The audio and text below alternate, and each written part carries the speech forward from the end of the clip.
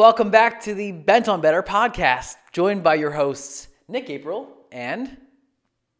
Matt I was like waiting for you to introduce me, man.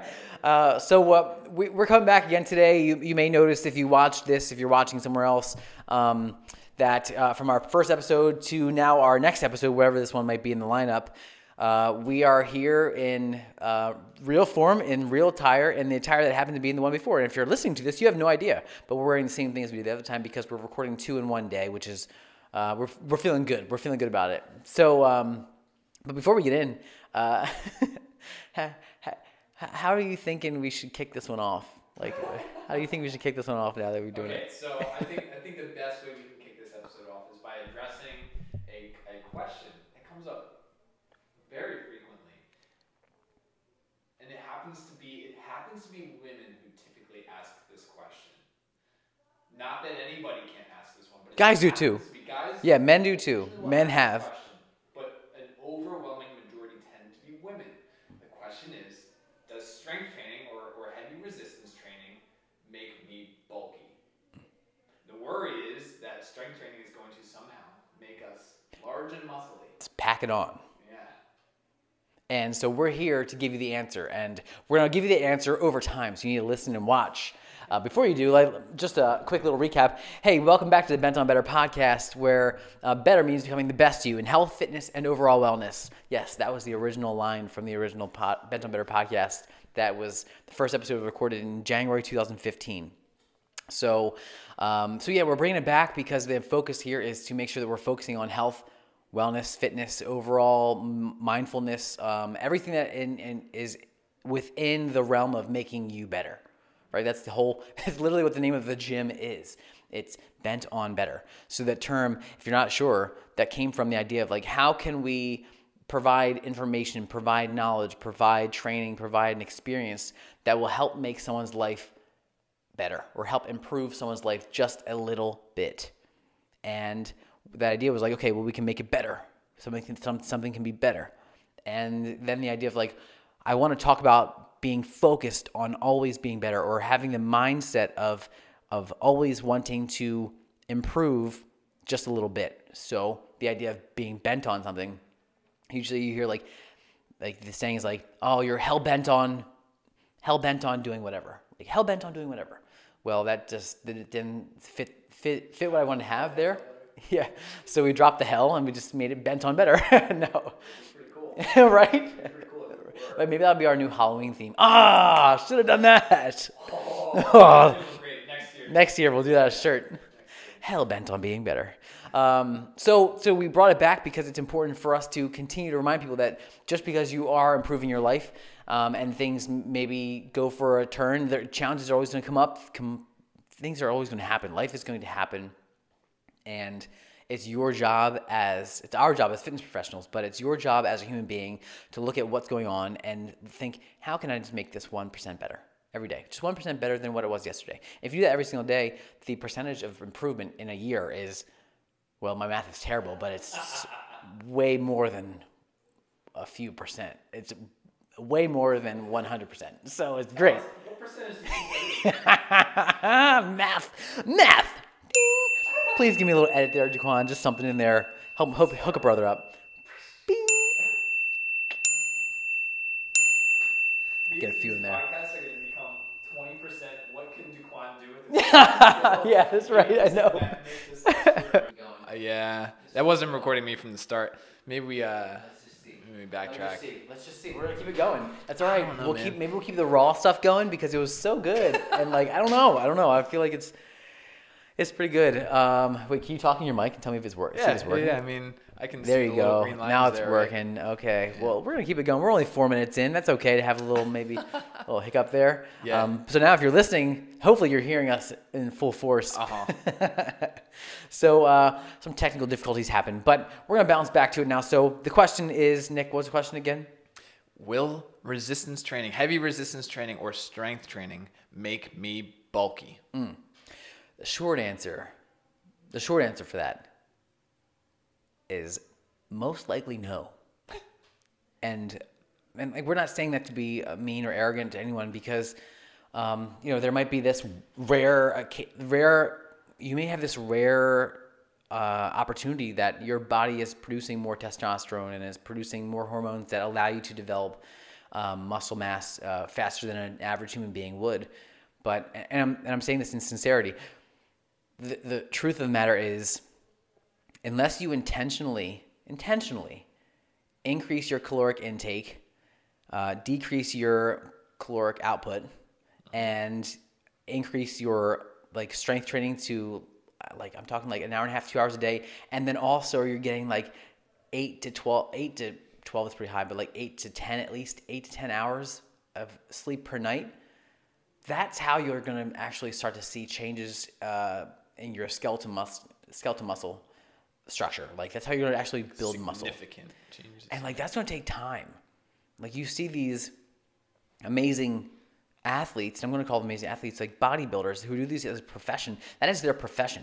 These people, these men and women who do bodybuilding, who you see these pictures of the jacked, humongous bodies and oily bodies all over these fitness magazines, and it'd be really cool if we could get some editing done. Jaquan, hook us up and throw some muscle. That on me right now? I'm gonna flash my abs. It's just but these really, it's amazing what the human body can do. But those people are 1%. Same thing with CrossFit. CrossFit is an amazing sport. Is an amazing sport and has amazing athletes. For the 1% of the world who actually do it at that high, super high level, right? And looking at those people, if you look at those men and women, all of them are very muscular, are in amazing shape, and are true testaments to what the human body can do. However, most of us won't.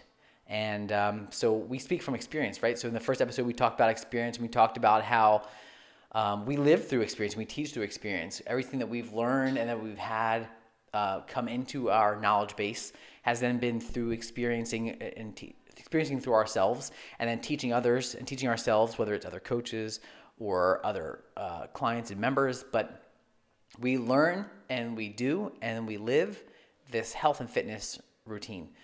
But even us, I have been trying to build muscle and get big my entire adult life.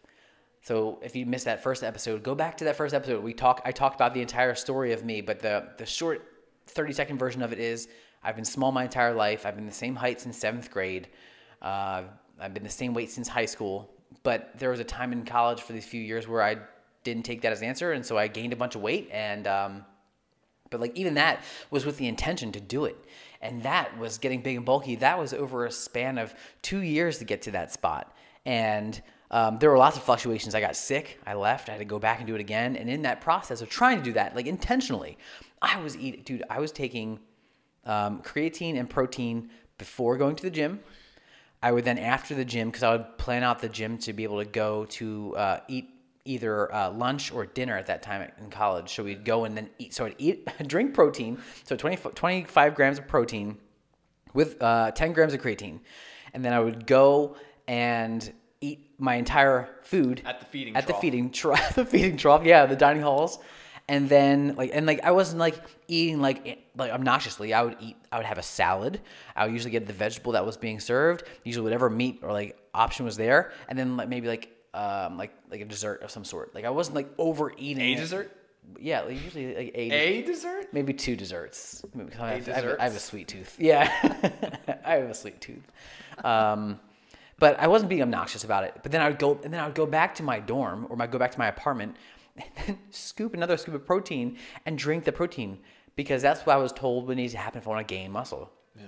And I gained a lot. I don't know how much of that was muscle, but I gained a lot. I bulked up. Yeah. Bulked up. I was husky. Well, can I interrupt? So please do. There's a really interesting point here, I think, that you at no point, at least unless you considered yourself this, were you a professional weight gainer or a professional, well, I don't know, whatever you want to call it, a professional bodybuilder. We'll call it that. We could call it that too. Yeah. Right? That was not your career. You were doing it as a lifestyle choice. You're doing it. But it wasn't your career. And I think sometimes this the waters get muddied sometimes when we look at people who that is their career. So you brought up CrossFit athletes, and this is, it just happens to be interesting timing with like CrossFit going on and stuff right now. But like you look at some of these athletes who rank in first, second, third place, and you're like, wow, like the body on that person looks incredible. Their physique is incredible, and they were able to do all those crazy lifts and all that stuff. That's amazing. That's also their career. Yeah. And so that some of that bulk that they've got there, whatever people look at bulk as, whether it's muscle or fatty tissue, whatever they're actually looking at, it doesn't have to, it's not like that's what you're signing up for. Even if you take it, like you were saying, seriously, 8 to 10 hours of sleep per night, all these, added calories and the protein shakes and whatnot before and after your workouts, it doesn't have to be that way, but that was your goal at the time. You basically treated it like a profession, and you got the results of a profession almost, right? Would you kind of agree with that? Yeah, I took it seriously. And that's kind of back to our other podcast, which was like, go again, if you're listening to this on any podcast platform or watching the video, go back and check out that other episode, because we talk about a lot of this stuff, but it's important that we bring it up again, because it's the intention and the habit that and the behaviors that go with the identity, right? So I wanted to identify as a bigger person. So I set my intentions that way. So I created my habits that match that. And then my goals were to be there. And so I wanted to identify as a big person, like a bigger, stronger, healthier, built. I wanted to be jacked. That was the better term. I want to be jacked. Yoked. I'm yoked. But it's, so for bringing it back now, we have this, I think it's funny. If you're watching this, a fun little game for you, just in the past episode and this one. How many times will Matt say, bring it back? Because I go off on tangents all the time, bringing it full circle, bringing it back. I'm going to say it a lot. You're going to be like, wow, he does say that a lot, because I go off on tangents all the time. Bringing it back. We were never gone. We're never gone. That's right. We're here. So identifying, so bring it all back. There it is. I was about to say it again. 17? So, yeah. We want to set the record straight that unless your intentions are there and you are doing the meals and the supplements and the sleep and the recovery and the strength training multiple days, I'm talking like 5 to 6 days a week, maybe even 7. If you're doing it all that time, then yeah, you could very well, and like intentionally eating more, yeah, you could start to gain, and you'll gain weight, and it might be lean body mass. Not always. That's not always the case, right? If you have an excess calories, right, unless you're really fine-tuning those calories and making sure that you're being aware of where those calories are coming from, if they're quality nutrition calories, if it's the right amount for your body, for your goals, if your hydration, we forgot about hydration, but that's a big key factor there too. So big. If everything's aligned, then yeah, you can start to see development, but it is going to be so hard. So hard. I have lost, I'll put myself back in here too, in this past year. So I did an in-body in the summer before this, and then I just recently did an in-body. So in a year's time, and it actually was 14 months. So about 14 months' time, I've lost 3 pounds. 3 pounds. I've lost 3 pounds. But those 3 pounds, and what changed in that is I'm still lifting heavy 3 days a week. My heavy lifting is way different. A year ago, it was more like 2 times my body weight for things, or 1.5 times my body weight for things. Like, so my squats 1.5 times my body weight, my deadlifts 2 to 2.5 times my body weight, sometimes 3 times. My bench press was 1.5 my body weight. Like bigger numbers to match my goals. I wanted to be stronger, and I want to develop more resiliency in my body. So I was lifting more. And so, and our lifts, we talked about this in the other episode, having this consistency of like not changing it up, right? We do the same 2 to 3 to 4, maybe 5 exercises on a weekly basis, on a daily basis, and over week by week all the time. We don't change it up very too much. Sometimes we'll spice it up and like throw ab rollers in there. Like I will, like speaking, if I was like, you know what, I just want to throw something different in here, get my heart rate up, challenge me in a different way, I'll throw ab rollers in like once in a blue moon, like really rarely. But the point is, in that year, I lost 3 pounds of lean body mass, of muscle, and I am eating protein. Like I'm eating more than an adequate amount of protein, at least I thought. I am consuming the same amount, if not more calories than I was a year ago. But my strength training has gone down. So right now I'm lifting basically like body weight. Like I'm lifting my body weight in like bench. I'm benching my body weight, squatting more than my body weight, closer to like 1.5. And I'm deadlifting like 1.5 my body weight. So like a little less, but I'm still doing all those lifts. Yeah.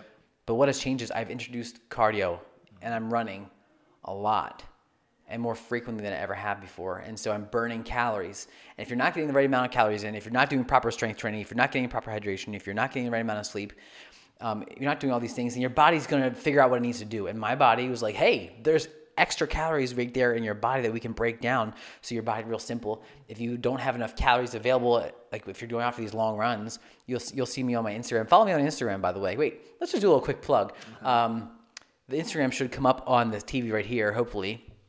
Little follow Nick and follow me on Instagram, or follow BentOnBetter, wherever it is, wherever. Jaquan, help us out here. Like plant that in there.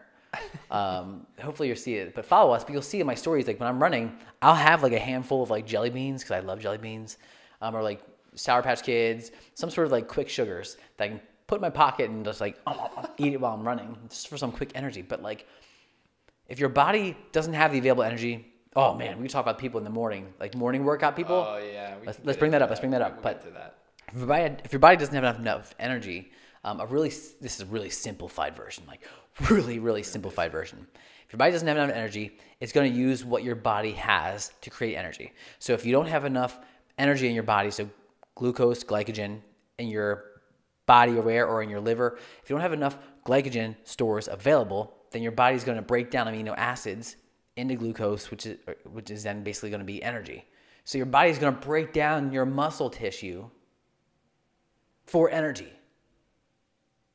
And we're worried about getting too big and bulky, and you're not eating enough calories. So that's what happens, is people are coming in here, morning people, evening people, coming in here thinking if I eat less, I'll lose weight. And that's not always the case, because if you eat less and you're working out and not training, like you're just working out, burning calories. Yeah. If you're just working out, even training, but like if you're doing it while eating less, your body is doing so many different things, trying to rebuild all the muscle tissues and fibers you've been tearing down with those workouts or those strength training options. You're not getting enough sleep because you're probably stressing about it. Your body's probably in a fight or flight kind of option or situation where you are producing more of those stress hormones that make your body hold on to more body fat than releasing it. And for good reason. They should hold on to more body fat, because intentionally that's what, like, as human beings, it's beneficial for us to hold on to some of that stuff, right? And body fat's important. Don't get me wrong. I'm not trying to demonize body fat. Body fat's important. I mean, it's very important. Body fat is how we regulate our hormones. It's how our cells can communicate. Having fat tissue it's important, but we don't have excess amounts, because that's where the health issues come in. Right. We don't always need so much excess. We don't need that at all. So anyway, coming around full circle. Say it. Bringing it back now. Bringing it back. Let's make this into like a drink your water game. Take a shot of water. So I've lost 3 pounds of lean body mass because over the past 14 months, I've been prioritizing cardio and not adequate amounts of the right amount of protein, which I should have had. And like during the run, it's hard to take protein while you're running. I mean, you can. And like I have these little like nice little collagen shots that I'll like end up doing. A shot of collagen in there. I'm not going to plug the name of the company because they're not sponsoring us. But if they decide to sponsor us, I'll happily plug it in there. But I take these little shots of collagen, these little juice shots, like 7 grams, just a little bit in between my runs, just so I have something, because I've lost so much. I'm not trying to lose anymore. My goal is to be big. I want to be the Hulk minus the green skin. I want to be the Hulk and the anger issues. I want to be the Hulk. And I want to be. Well, it's really interesting too, because your body adapted. It was sure, maybe you could talk about like how your body might have needed to pull from areas that it had excess calories, excess energy from, but your body adapted. You weren't strength training as heavily. You were certainly focusing more on the conditioning in the lower half of your body, maybe less in the upper half, maybe, right? Mm-hmm. And as a result, if you didn't need that tissue, right, if you didn't need that larger muscle to accomplish those bigger, heavier compound lifts in your upper body, then why save that muscle, right? Your body likes to be efficient. It's like, I don't need this. I'm carrying around extra weight, right? Whether it's muscle or fat. It's going to say, I guess I don't need this, right? So it's interesting, right? And there's probably, there's probably a law we could talk about here. Like there's different law, like Wolff's Law, Wolff's Law talks about like how if you repeatedly pull on, let's talk about a tendon, right? Tendon repeatedly pulls on a bone, that bone forms a strong hold for that bone, right? And that's where we talk about, like we can talk about injury too. Jumper's knee is? No. Jumper's knee, Wolff's Law just describes jumper's knee. I hope I'm getting this right, by the way. I'm like thinking back to school. But jumper's knee, where you get those very large protuberances on the front of your leg, right? Some people get this as a result. So like tall folks sometimes when they're, and obviously for them, it doesn't feel good because it's pathologic, right? It doesn't feel very good. But the idea behind that principle is your body adapts to the stresses put upon it. And so if you don't need that muscle to accomplish that goal, yeah, you're probably going to lose it. Like in your case, you saw in 14 months, 3 pounds of lean body mass. No, you didn't want to get rid of that, but you also didn't really need it. So it got rid of it. And your training will reflect that too, across the board. People who come in here with certain training goals, it's crazy because it's like, you get this person who comes in. I'm not trying to define I'm not even necessarily thinking of any one person, but sometimes you get these people who come in and they say, I want to drop 35 pounds of body fat. And they do their body composition test. And their body composition results indicate that they can lose up to 40 pounds of body fat, whatever. They want to lose 35 of them. They want to do it in 2 months. Kind of a crazy concept, right? It's fine if that's your goal. Maybe we can make that more realistic. Maybe we can break that down further. It's fine if that's your goal.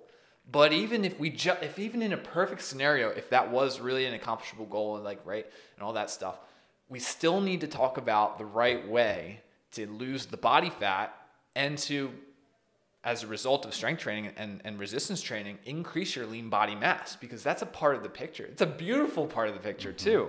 We've talked about before and way long ago, not even in this particular podcast between you and myself, but we've talked about your muscle as almost like the pilot light in your body, that it constantly needs energy.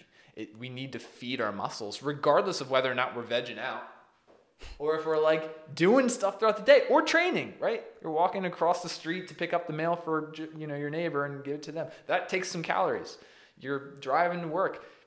The driving, yeah, maybe minimal calories. You're thinking all the way, right? Your brain's consuming calories too. Like all these different functions require calories, but muscle, the more muscle you have, the more energy you need to consume.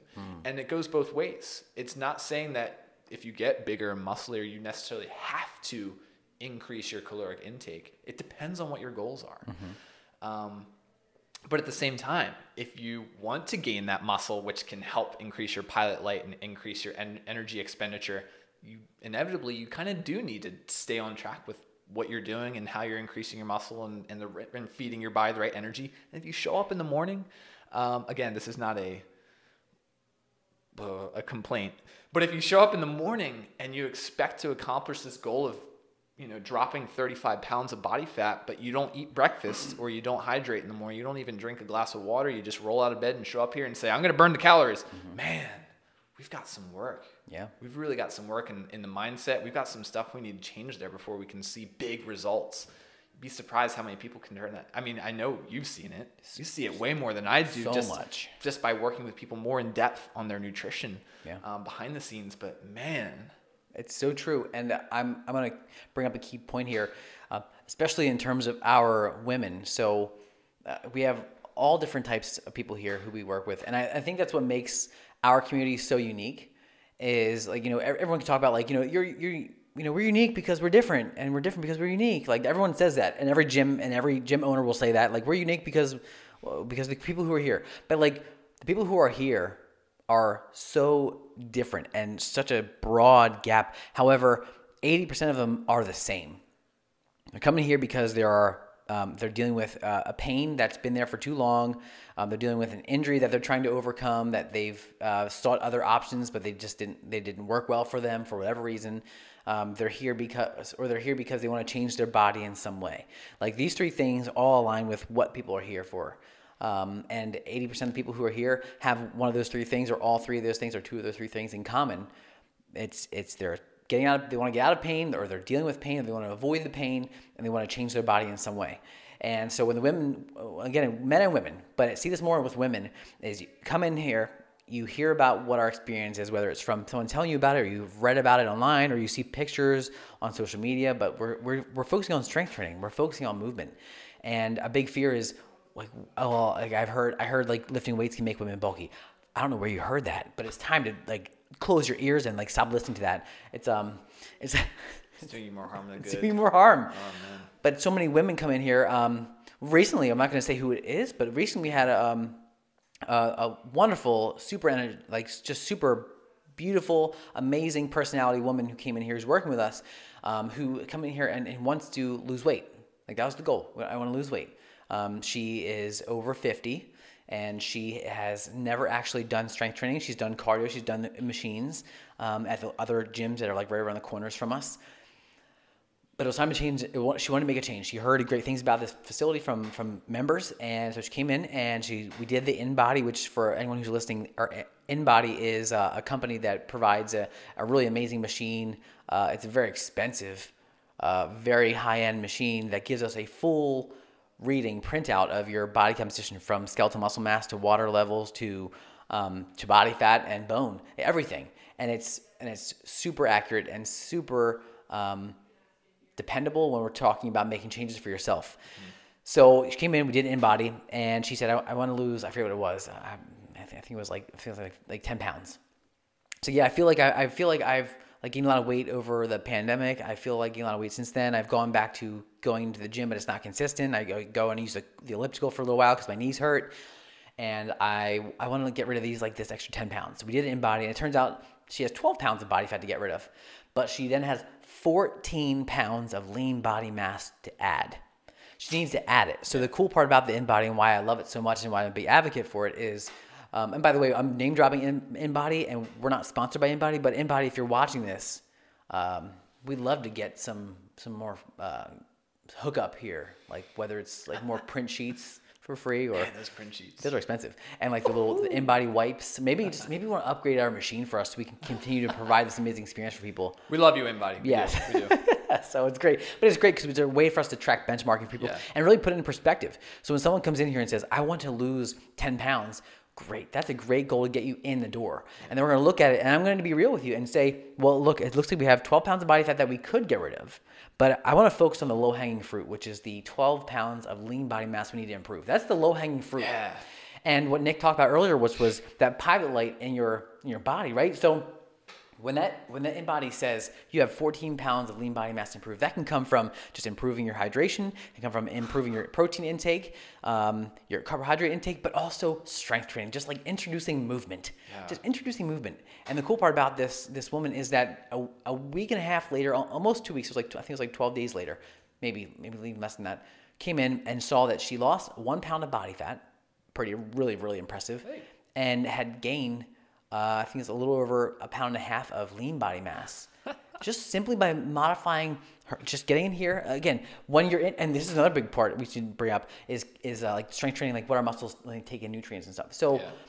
So in the first few weeks, you are going to see big changes no matter what routine you start, whether it's strength training, whether it's cardio, whatever it might be. If you change what you're doing with your body, you will see changes or results. Sometimes we call these like newbie gains, and like any gym owner anywhere will like tout this like our program's the best because you lost 10 pounds in your first 10 weeks or whatever, 30 days. Yeah, something like ridiculous. Like there's all these 30 days, 6-week challenges. We've done them in the past. We don't do them anymore because they mislead people. They make you think that if you only commit to those 30 days or those 6 weeks and you see results, that's all you need to do to keep those results. And that's not the case. That's not the case, right? We won't do that. So we've actually gotten rid of them. So we haven't even done it the entire year. This year we didn't do a single one. Yeah. And we don't plan on doing any more. Even though people bring it up and ask when we'll do them, if we do them, they're not going to be weight loss focused. They're going to be more like mindfulness focused.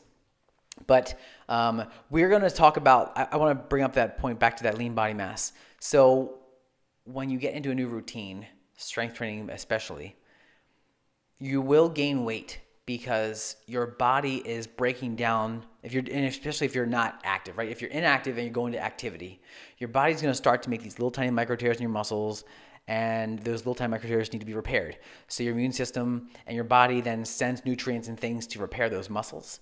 And this is, again, a really short version of it. This is not really technical. All the science people, calm down. Yeah. But basically, your immune system and everything goes back into there. So part of fitness is like improving your immune system too. That's another benefit people overlook, right? But you're rebuilding all these little micro tears you're making in your muscles, and we're strengthening these ligaments, these tendons, these muscles, and things like that.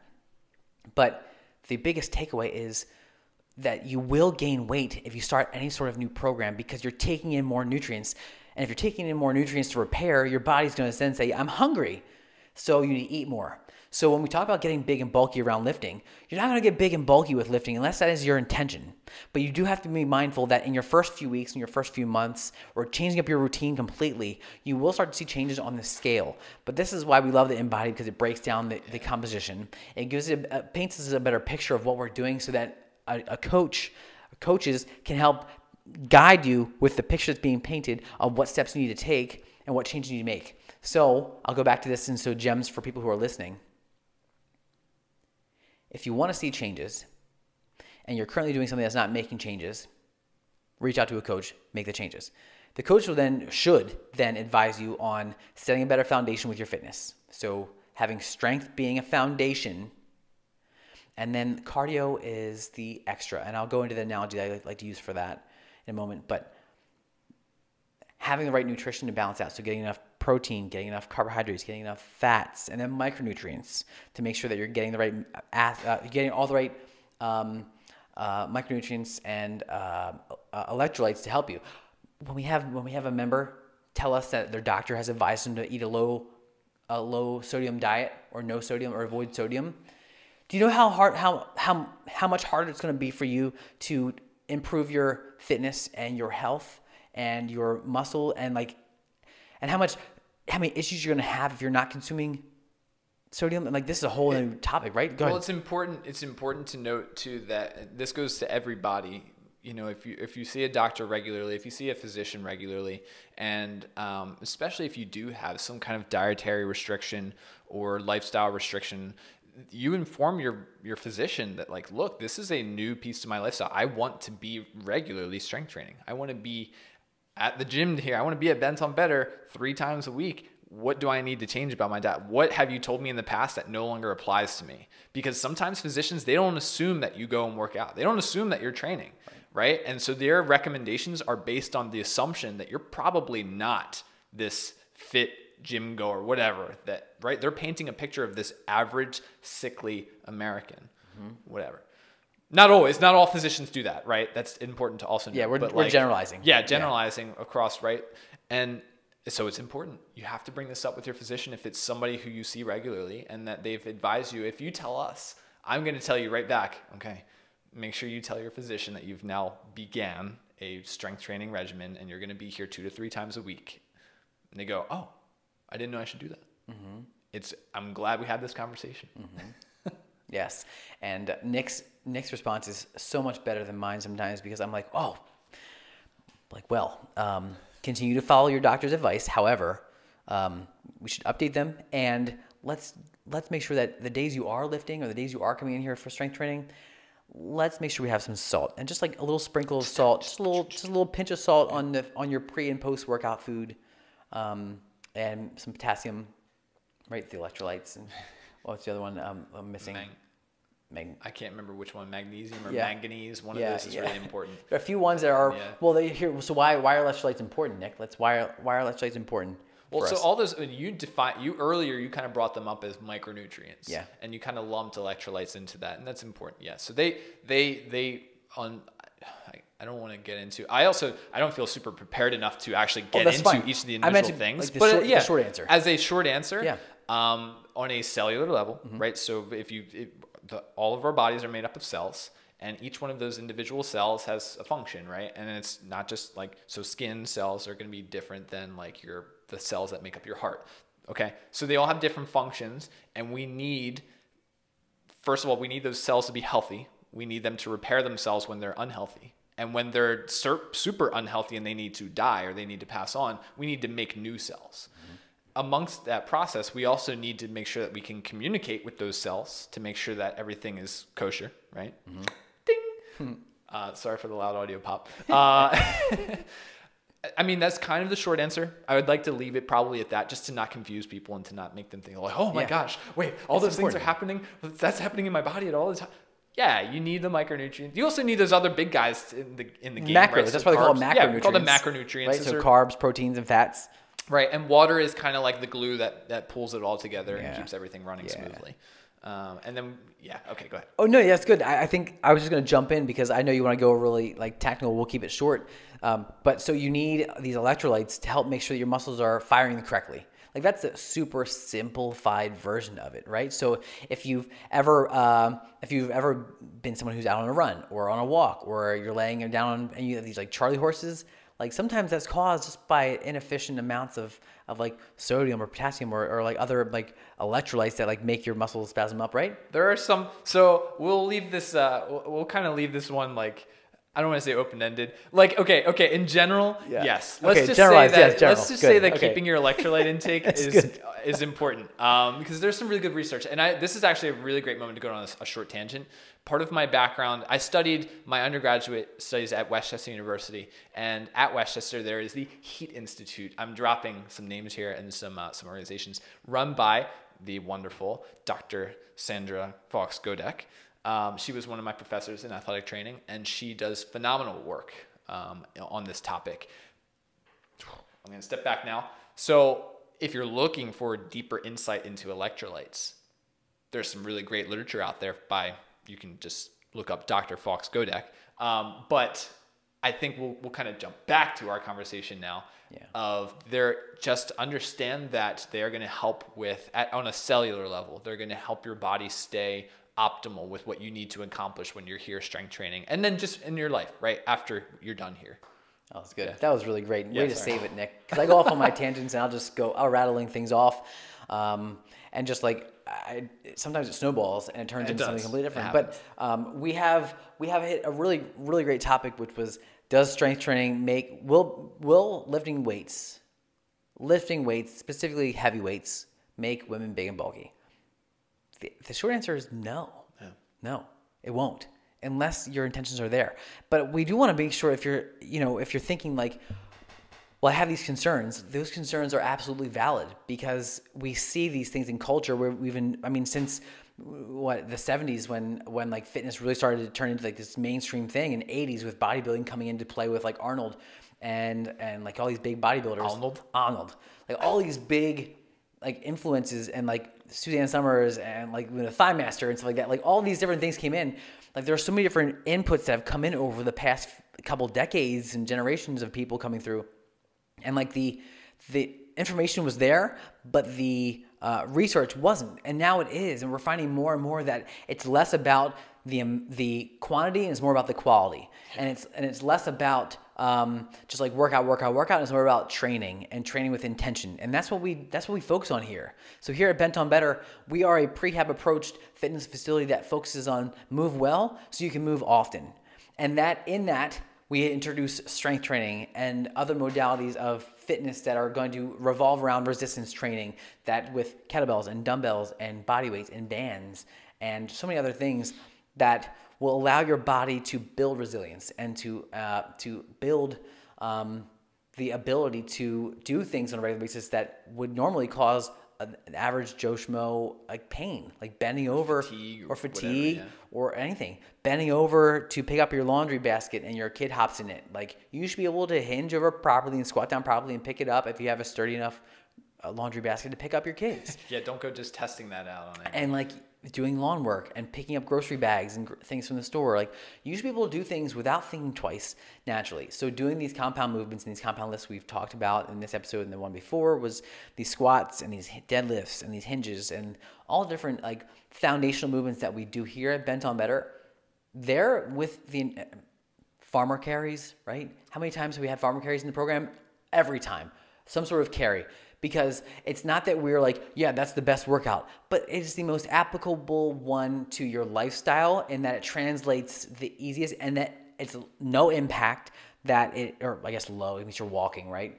But like all Very these low different movements, these are so important for us as a facility to teach you and coach you and like be mindful. And so we're not just doing workouts here. We're not just doing workouts. We are training with the intention to improve your life, making it just 1% better. We are bent on better. We are focused on getting you and improving your life in some fashion, in some way, just a little bit, so that you can live a life that you can enjoy without worry, without concern, without issues or complications or things holding you back. It's pretty good, right? It's great. It's fantastic. You want to wrap up? There's something else we were talking about. We were talking about the in-body and the lean body mass.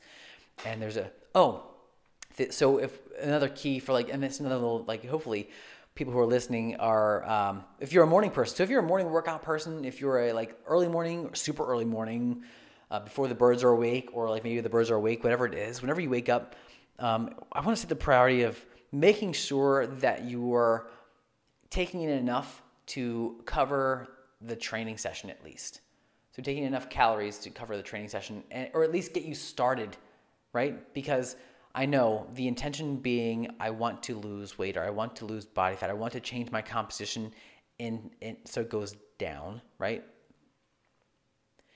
If your thought is the traditional way of being taught for the past 30, 40 years of eat less, you lose, like eat more, you gain. Like that's true in some senses, but if you're regularly doing resistance training, you're going to be developing more lean body mass and or improving the lean body mass that you have. And we can talk, and that's important to talk about too, right? So like a lot of our ladies, and I say ladies, but men can be included in this too. Yeah. The men who are the constant runners, the ones who are like avid runners, that is like, that's your workout. It's you go for a run. And then when the guys come in here and say, I have really strong legs, I run all the time, or I bike. I run or I bike, like, or some sort of like other sort of lower body focused exercising. Like I do all the time, but I really want to focus on my upper body strength. Oh yeah. I really want to build some body, build some strut. And I hear this a lot. I want to build some upper body strength because my legs are like, I always do a good workout on my legs. And I want to like improve my arms, like get more definition in my arms. Or I hear the words like toning up or tightening up my arms or my chest or my midsection or whatever. No one ever talks about their back. Like your back that's a huge part of it. We should talk about that too. But it's always behind us, right? It's always behind us. But like your posterior chain is going to make your anterior chain so much better if you can train your posterior. So if you train your back and train your butt and train those muscles back there, the front muscles are going to be so much stronger because the back muscles can support this front and pulling and keeping everything erect and upright and do a thing.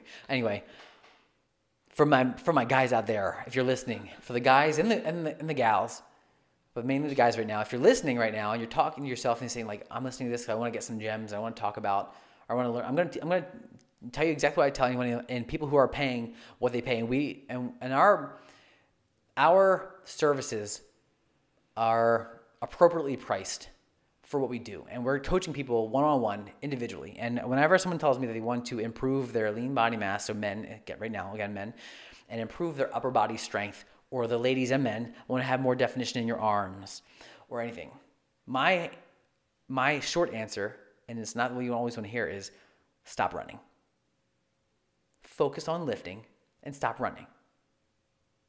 If that's really hard for you to hear and it's a big pill to swallow, whatever you're currently doing for your running or your cardio, cut it in half that, and replace that with strength training and resistance-based training that is safe and effective, and it is coached by someone who knows and understands and who is not only certified but qualified to coach you on how to move well so you can move often. That's help you avoid injury. Going to help you avoid injury. And that's the key. And so if you are not someone who does cardio, if you're someone who's not doing any sort of movement and you want to make a change, and you are saying like you want to get rid of body fat and improve lean body mass, strength training is your answer. Yeah. And resistance-based strength training with body weight, with bands, with dumbbells, and we'll start you wherever you are. That's an important factor. I think a lot of people will hear this and you think like, oh, like I'm not ready to lift. Like I'm not exercising now. Like I haven't exercised. I haven't done workouts in years. Like I'm not ready to jump in and do. Of course you're not. We're not going to have you lifting like your body weight on the first day or the first week of the first month or even the first year. You may not ever even lift your body weight in the time of being here with us. Most people end up being here 3 to 5 years. That's like the average of what we're having. A lot of people are here for. But at least in your first year, just like figure it out. Figure it out. And be okay with, I mean, so patience. Demonstrate patience, right? Be okay knowing that maybe it's not going to be perfect on the first time. Or maybe it's not exactly what you envisioned on the first time, whether that's good or bad. And it's okay to eventually, I think you nailed it, man, when you were saying use strength as your foundation. I love that. Yeah, I'm all about that. So use it as your foundation. Maybe, if you're already running and you decided, like you were advised or that you had suggested, maybe try cutting it in half. If it's a hard pill for you to swallow, like getting rid of it, that's fine. Maybe cut it in half. But use focus, reprioritize strength as your foundation, and like wait until you see how much better your running will become, how much more resilient, again, we keep reusing this word, how much more resilient you're going to feel after you're running, how more improved your posture will be while you're running, right? I think I could go on. I'm just like using little examples here and there. Strength as a foundation, man. It's a foundation. I'm like thinking of fancy things to say here. That is a gem right there. And another takeaway is if you're a morning person and you're thinking to yourself, man, I'm always tired in the mornings, or like, man, I am drained by the end of my workout. Well, first of all, that's framing, right? You're saying drained by the end of your workout. So let's take it back. Well, you're doing a workout. That means you're just pushing yourself most likely to just get it done. Yeah. And then if you're drained by the end, if you feel that consistently, you need to take a big step back and look at it from, again, that bird's eye perspective and say, why am I feeling so drained? It's not the workout, because yes, that can be draining in itself, and the workout can be grueling. It could be make you jump all over these things and do all these different options and lift weights and throw things and do whatever it is. That's not here. But if you are feeling drained at the end, or even if you cannot even make it to the end, let's look at what's going into it, right? Are you getting before, and this is for our morning people, a couple quick checklists. Are you waking, first thing in the morning, you should be drinking at least 8 ounces, if not 12 ounces, if not 16 ounces of room temperature water. That's my number one takeaway. Start off your morning with at least 8, non-negotiable 8 ounces of water. 12 or 16 is even better. Chug it down, room temperature water. Gets in your systems, gets everything running a little more efficiently. And then let's get some macronutrients in right away. So if you're coming in for a workout, or for your training session, you need to have some protein and some carbs. Got to have carbohydrates and protein. If you're not sure how much to have or whatever, let me know, reach out. We can talk about that a little more in depth. But a simple version, a really simple idea would be, my absolute favorite is I drink decaf coffee. So I do 4 ounces of decaf coffee, heat that up. I throw in 20 grams of collagen peptides and 4 grams of sugar, and then I blend it all up, and I add in half of a serving, which is 70 calories worth of oat milk. And there are carbohydrates in the oat milk as well. Not a whole lot, but it's only a few grams. It's a really small amount. However, I'm saying this right now, I probably should be having more. I'm losing, right? But that's been my part of routine. We talk about routine, like having a routine, having a habit.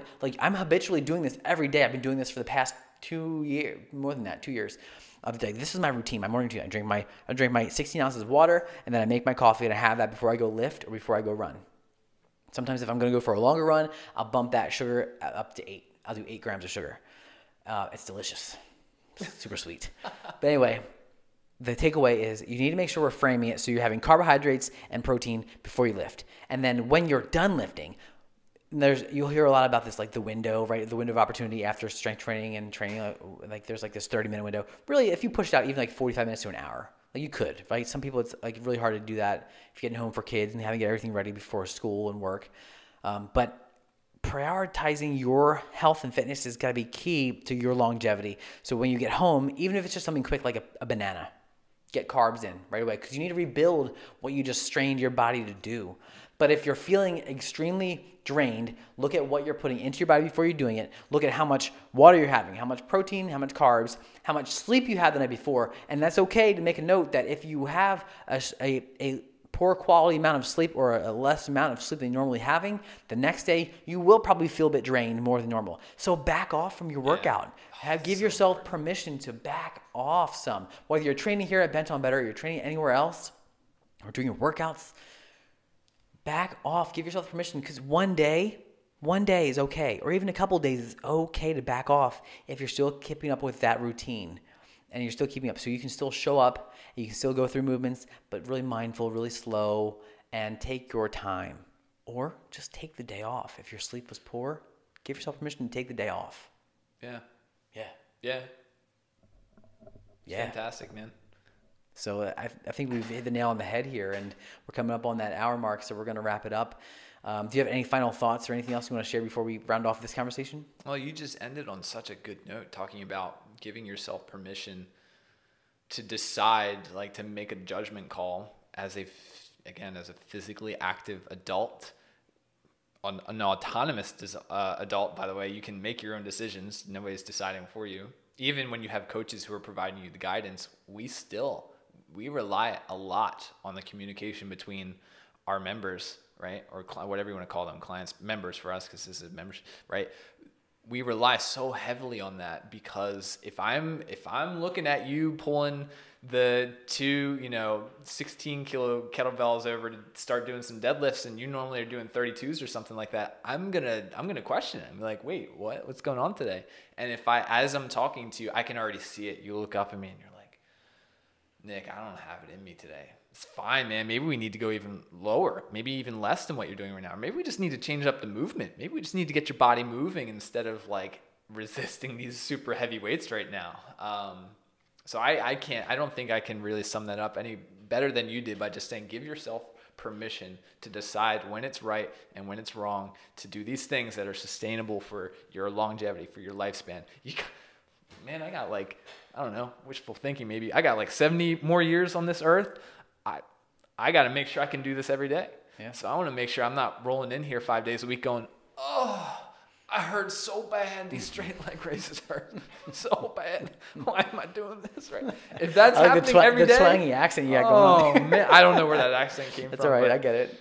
But if I'm doing that, that's a recipe for disaster, man. So yeah, it's a key one, and it's not to beat the dead horse, but it's again, it got to go back to you. You have to be aware of your body. You have to be mindful about your body, and remember, strength training will not make you big and bulky if your intentions are aligned with what you're trying to do. Yeah, it will not. And take it from me, I have tried to be big and bulky my entire life, and big and bulky is like aggressive. Big and jacked is where I'm trying to be. I'm trying to be jacked. I want people to look at me and be like, wow, that dude works out and he is jacked. That's what I want. That's what I've always wanted. But I have to be real. That was not a sustainable part of my life, and it's not something that will be long-term for 10 years, right? The 10 year, talk about the 10 years. So there's your answer. So if you're looking at this, you're watching this, and you're listening to us right now, and you're thinking to yourself, like, man, I'm ready to take some action. I'm ready to make this happen. I'm ready to change my life and make it better. It's time to reach out. Give us a call. Reach out to us. Text us. Call us, email us. You can reach us, either of us. It's our first name at BentOnBetter.com. So it's Matt, M-A-T-T, at BentOnBetter.com, or Nick, N-I-C-K, at BentOnBetter.com. You can reach out to either of us if you have questions. Comment in the videos below. But while you're here, make sure you hit that subscribe button wherever you are. If you're driving and listening to this right now, thank you so much for hanging out with us. Make sure you, when you're safe and able to, click that subscribe button or click that follow button wherever you're listening on any podcasting platform, and leave us a review. Give us a rating. A 5-star rating would be really helpful, and let us know what you think. And on that, I guess we'll talk to you next time, right? Yeah, we'll catch you next time. Yeah. See ya. Cool. That was good.